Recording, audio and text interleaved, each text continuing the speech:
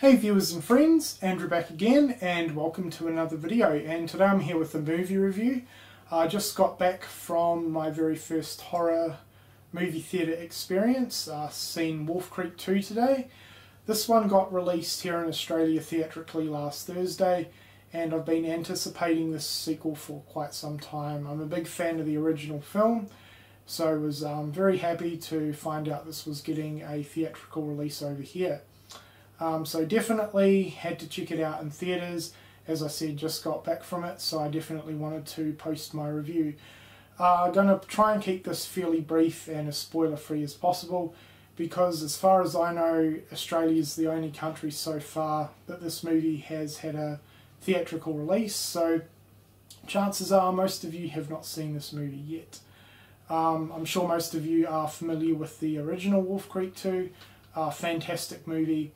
And this one is essentially more of the same. So it is a sequel, but it doesn't really follow up directly from the original film, and you could probably watch this without watching the original.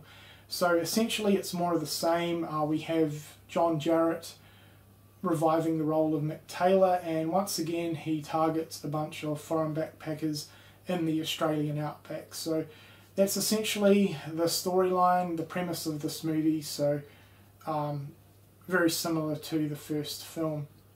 This movie is kind of different to the original movie though, but I'm going to get to that later on in the review. So now on to my overall thoughts and opinions on this film. So I've been anticipating this one for quite some time, and I've got to say, thankfully this one did not disappoint. I enjoyed it a lot and it was a hell of a lot of fun.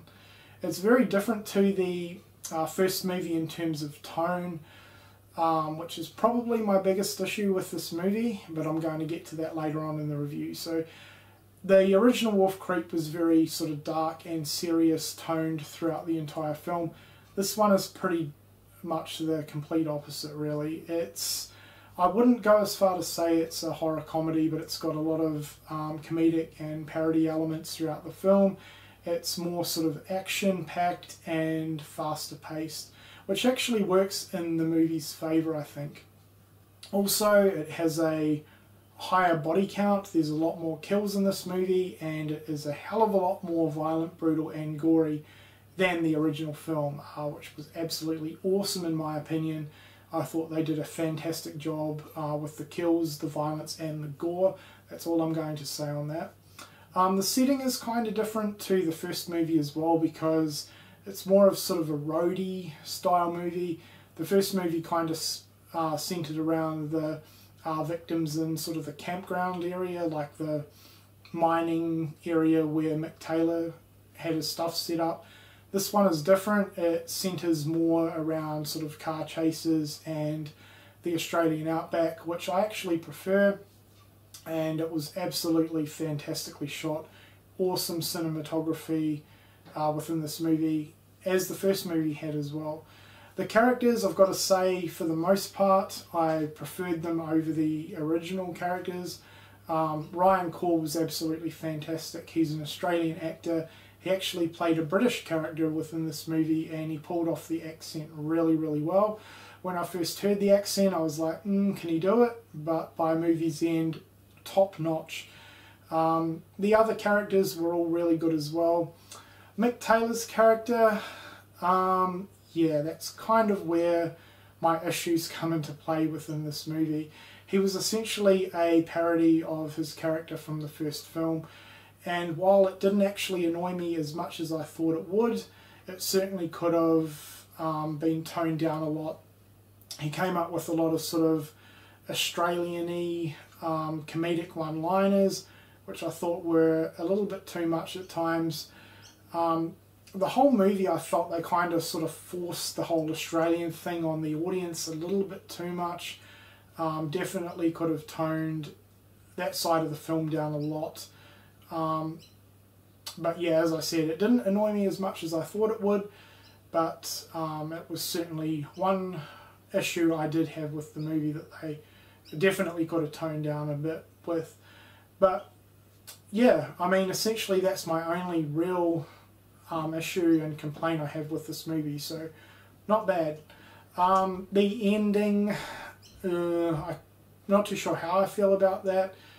I kind of feel like they copped out a little bit on the ending, and they could have done a slightly better job with that.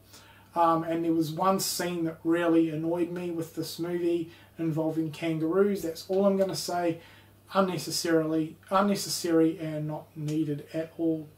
But other than that, I thought it was a really solid effort. A few people have been saying that the director, Greg McLean, has sold out with this movie. I don't think so at all. I think he did a really solid job. He kind of had the balls to do something completely different to the first film, and for the most part I actually think it definitely worked out. So yeah, I can't really say which movie I prefer because they are really different in tone. I enjoy both of them for different reasons, but yeah, all I'm going to say is I definitely recommend checking out Wolf Creek 2. I really enjoyed it and had a lot of fun with it. So for an overall score, I'm going to give this one a 3.5 out of 5. I definitely recommend checking it out. So if you've seen Wolf Creek 2, let me know what you think of it in the comments section below. If you can't check it out yet, wait till it gets released on DVD or Blu-ray, pick it up then, because I do definitely recommend it. So I hope you've enjoyed this review, and thanks a lot for watching.